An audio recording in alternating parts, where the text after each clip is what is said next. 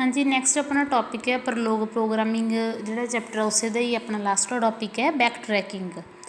Back tracking की है, ये की आपां जिहड़ा सल्यूशन फाइंड आउट जिहड़ा करांगे अपनी प्रॉब्लम का, मेन प्रॉब्लम का सल्यूशन फाइंड आउट करांगे। सल्यूशन फाइंड आउट कर लिए आपां सैट ऑफ रूल्स नूं जिहड़े फॉलो करांगे, जिहड़े आपां नूं फैक्ट दिते होणगे आपां उह फैक्ट्स ते जिहड़ा मतलब उन्हां नूं मनदे होए फैक्ट्स नूं यूज़ करते हुए सैट ऑफ रूल्स यूज़ करते हुए आपां की उहदे सल्यूशन ते जिहड़ा रीच करांगे। These are problem with the complete solution where the order of elements doesn't matter. ये की है, एक अपनी प्रॉब्लम का कंप्लीट सल्यूशन फाइंड आउट करके दूगा। तो ये की है order of element. Order of element मीनस कि की स्टैप आप ले ने सल्यूशन फाइंड आउट कर ली, किहड़े से किहड़े स्टैप ले ने, किहड़ा ऑर्डर फॉलो किया, दैट डजंट मैटर। वो अपने को मैटर नहीं करता। अपने को की अपन सिर्फ सल्यूशन मिलना चाहिए, आप सल्यूशन ते पहुँचने चाहिए हैं। कोई भी पाथ होवे, कोई भी आप रूल फॉलो कर रहे हैं, कोई भी अपना ऑर्डर होवे, डजंट मैटर। ये चीज़ां जिहड़ियां हैगियां मैटर नहीं करदियां। तो ये की है कुछ क वैल्यूज़ अपने असाइन कीतियां होणगियां अपने वेरीएबल्स नूं, ते वो वैल्यूज़ नूं यूज़ करके ही आप प्रॉब्लम तक जिहड़ा पहुँचांगे।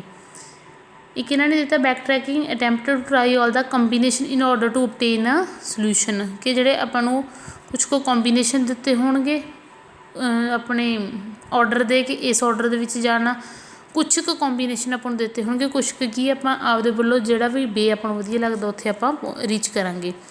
प्रलोग प्रोग्राम दे विच की है ਉਹਦੇ ਵਿੱਚ ਦੋ ਆਪਾਂ ਚੀਜ਼ਾਂ यूज़ करते हैं, डिकलेरेटिव तो प्रोसीजरल। प्रलोग प्रोग्राम दी दो मीनिंग होंदी है, डिकलेरेटिव तो प्रोसीजरल। दोनों का की अपना काम है। Procedural meaning tell us how the program function, कि प्रोग्राम का जोड़ा फंक्शन वो किमें होऊगा, ये आपनों प्रोसीजरल जोड़ा हैगा मीनिंग वो दसदा।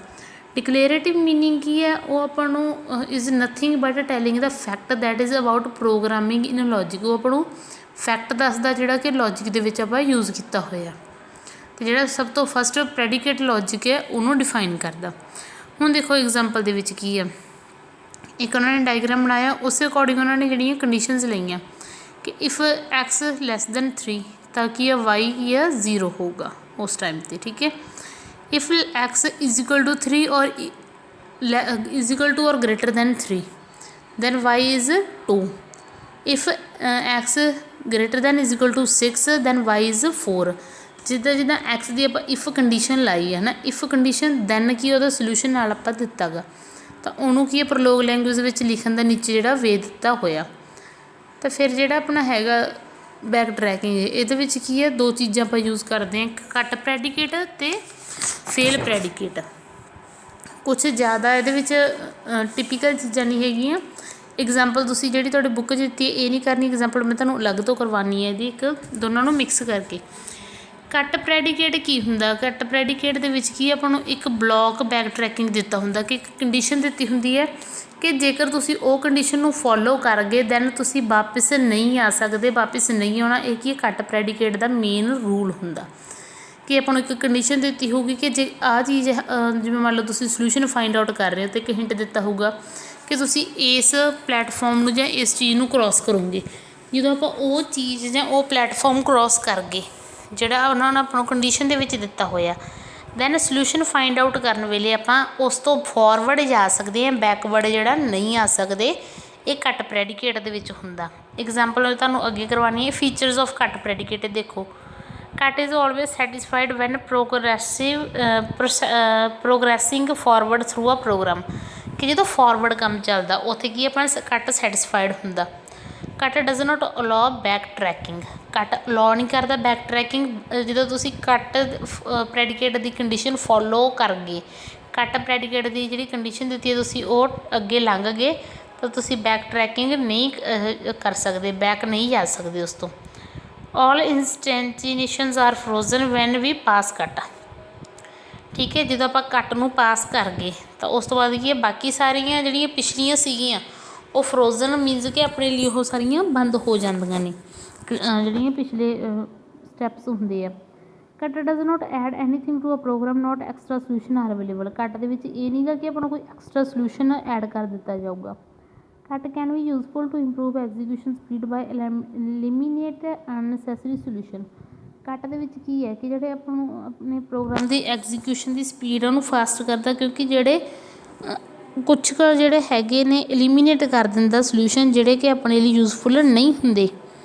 ਸਮਟਾਈਮਜ਼ it is possible to run a program using cut when it would be impossible without it.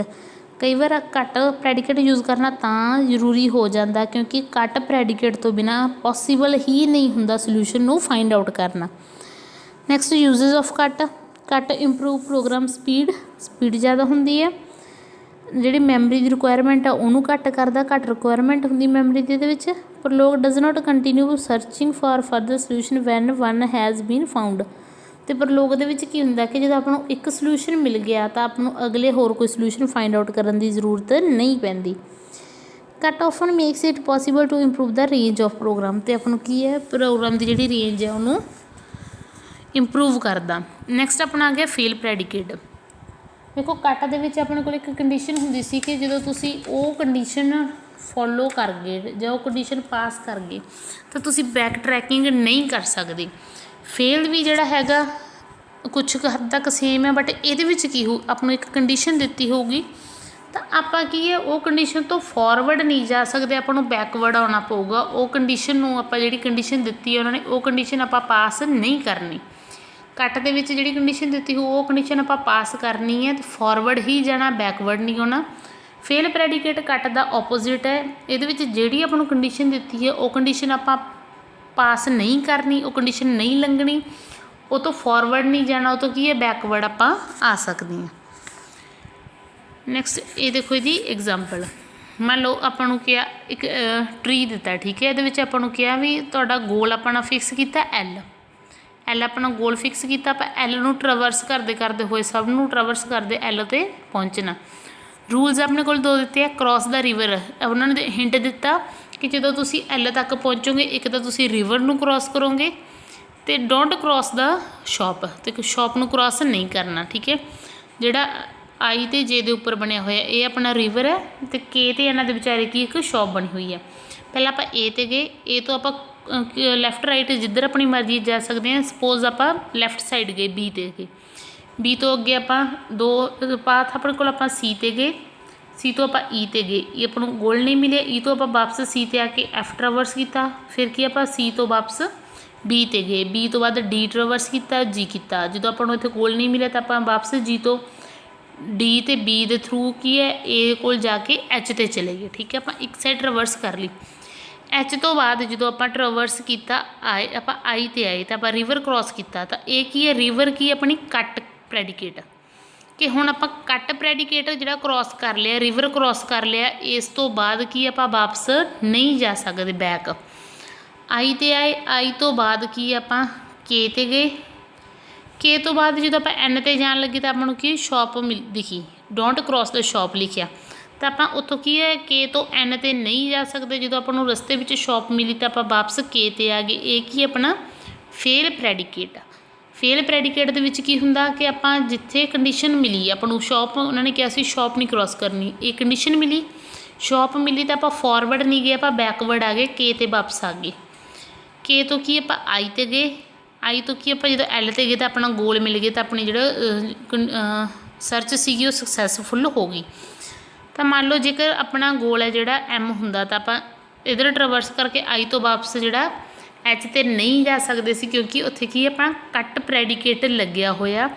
ਕੱਟ ਪ੍ਰੈਡੀਕੇਟ ਨੂੰ ਆਪਾਂ ਇੱਕ ਵਾਰ ਜਦੋਂ ਪਾਸ ਕਰ ਲਿਆ ਤਾਂ ਆਪਾਂ ਬੈਕ ਟਰੈਕਿੰਗ ਨਹੀਂ ਕਰ ਸਕਦੇ, ਫੋਰਵਰਡ ਹੀ ਜਾ ਸਕਦੇ ਹਾਂ। ਅਤੇ ਜਿਹੜਾ ਆਪਣਾ ਦੂਸਰਾ ਹੈਗਾ ਫੇਲ ਪ੍ਰੈਡੀਕੇਟ, ਉਹ ਫੇਲ ਪ੍ਰੈਡੀਕੇਟ ਨੂੰ ਆਪਾਂ ਫੋਰਵਰਡ ਅੱਗੇ ਪਾਸ ਹੀ ਨਹੀਂ ਕਰਨਾ, ਉਹਦੇ ਵਿੱਚ ਕੀ ਆਪਾਂ ਫੋਰਵਰਡ ਨਹੀਂ ਜਾ ਸਕਦੇ, ਹਮੇਸ਼ਾ ਕੀ ਹੈ ਬੈਕਵਰਡ ਹੀ ਆਪਾਂ ਨੂੰ ਆਉਣਾ ਪੈਂਦਾ।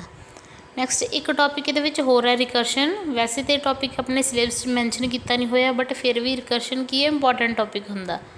ਰਿਕਰਸ਼ਨ ਸੇਮ ਹੈ ਜਿਵੇਂ C++ 'ਚ ਆਪਾਂ ਕੀਤਾ ਕਿ ਜਿਹੜਾ ਫੰਕਸ਼ਨ ਜਾਂ ਫਿਰ ਆਪਾਂ ਕਹਿ ਸਕਦੇ ਜਿਹੜਾ ਪ੍ਰੈਡੀਕੇਟ ਆਪਣੇ ਆਪ ਨੂੰ ਕਾਲ ਕਰੇ ਵਾਰ-ਵਾਰ, ਹੈ ਨਾ, ਤਾਂ ਉਹ ਕੀ ਹੁੰਦਾ ਰਿਕਰਸ਼ਨ ਹੁੰਦਾ। ਤਾਂ recursion is one of the Prolog most important execution control technique. Prolog ਦੀ ਸਭ ਤੋਂ ਐਗਜ਼ੀਕਿਊਸ਼ਨ ਦੀ ਜਿਹੜੀ ਹੈਗੀ ਹੈ ਇੰਪੋਰਟੈਂਟ ਟੈਕਨੀਕ ਹੈ। ਇਹ ਕੀ ਹੈ, ਫੇਲ ਅਤੇ ਕੱਟ ਪ੍ਰੈਡੀਕੇਟ ਦੋਨਾਂ ਦੇ ਨਾਲ ਯੂਜ਼ ਹੁੰਦਾ।